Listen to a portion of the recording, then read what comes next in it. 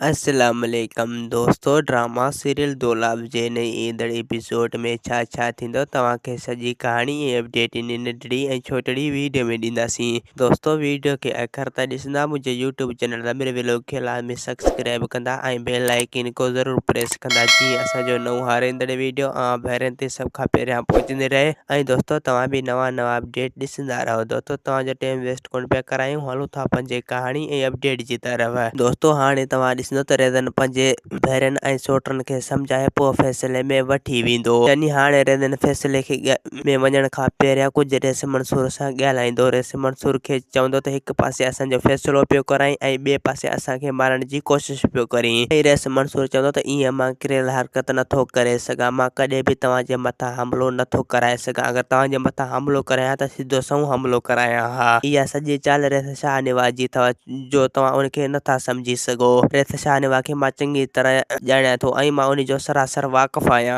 उनजे करे हू अव्हां ऐं असांजे विच में दुश्मनी कराइण पियो चाहे। बहरहाल उनजी इहा चाल नाकाम थी वेंदी। ऐं ॿिए पासे हाणे तव्हां ॾिसंदो त दोस्तों सोडल ज़िद कंदो। सोडल मुराद खे चवंदो त मां गुलपरी कॾहिं बि दुश्मन जे हवाले न कंदुसि। इहा ग़लती मूं पहिरियां कई, हाणे मां इहा ग़लती न कंदुसि। दुश्मन जे हवाले गुलपरी कॾहिं बि न कंदुसि। मुराद चवंदो त अगरि रेस मंसूर असांजे मथां ज़िद कंदो त पोइ गुलपरी उन्हनि जे हवाले ज़रूरु कयो वेंदो। जो रेस मंसूर असांजे विच में हर हाल में फ़ैसिलो कराईंदो। उनजे करे रेस मंसूर खे जवाबु नाहे ॾियणो, उनखे जेका करिणो आहे उहो फ़ैसिलो करे वठे। पर हाल रेस मंसूर खे जवाबु नाहे ॾियणो। ऐं सोडल चवंदो त गुलपरी अव्हां जी भेण आहे, तव्हां चाहे भली उनजो फ़ैसिलो करे सघो था। बहरहाल उनजो सोचे सम्झी पोइ फ़ैसिलो कजो। ईअं करण सां गुलपरी जी ज़िंदगी तबाह थी वेंदी। ऐं मुराद चवंदो सोडल तूंखे हाणे मुंहिंजे चवण ते हलणो ई पवंदो। अगरि तूं ईअं अकेलो थींदो त पोइ दुश्मन असांजो वज वठी यानी असां ॿिन्हिनि खे पाण में दुश्मन कराए छॾींदा। उनजे करे हाणे तोखे होशियारी सां रहणो ई पवंदो। ऐं हा, तूं तयारु थी अचिजा त असां पाण ॿई फ़ैसिले ते हलंदासीं, यानी अली ख़ान खे बि गॾु वठी हलंदासीं ऐं पीरियल खे बि।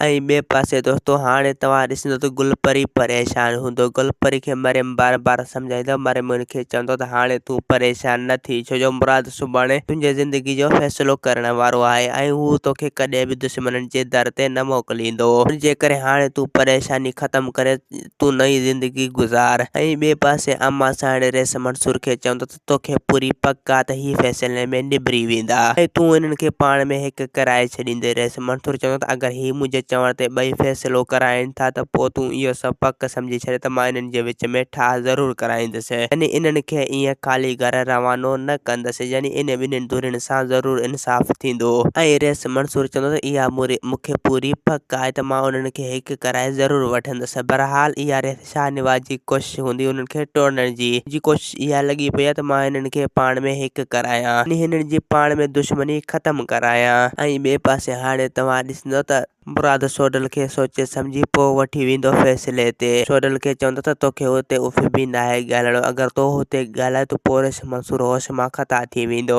पोइ पाण ॿिन्हिनि जी फ़ैसिलो कॾहिं बि न निबिरी सघंदो। उनजे करे तोखे हाणे होशियारी सां कमु वठिणो ई पवंदो। अगरि तो फ़ैसिले में कुझु बि ॻाल्हाए त पोइ रेज़न वारा नाराज़ थी वेंदा ऐं पोइ असांखे ॾोही सम्झंदा। उनजे करे हाणे उन्हनि खे का बि चाल ॾियणी नाहे। ऐं ॿिए पासे रेज़न ककर खे सम्झाईंदो त हाणे फ़ैसिले में तव्हां इहो ज़िद कजो त असांखे जेसीं ताईं ककर जी ज़ाल नथी मिले जेसीं ताईं असां फ़ैसिलो न कराईंदासीं। असांजो पहिरियों ॻाल्हि इहो हूंदो। पर जेकॾहिं इन ॻाल्हि ते रेस मंसूर ऐं मुराद वारा राज़ी थियनि था त पोइ असां फ़ैसिलो कराईंदासीं, यानी पोइ फ़ैसिलो वारींदासीं, न त असां फ़ैसिलो हरगिज़ न वारींदासीं। जे करे ही असांजो आख़िरी फ़ैसिलो हूंदो। दोस्तों असांखे ॾींदा हाणे इजाज़त, वरी तव्हां सां मिलंदासीं के नई ईंदड़ वीडियो में। जेसीं ताईं पंहिंजो ख़्यालु रखंदा। ख़ुदा हाफ़िज़।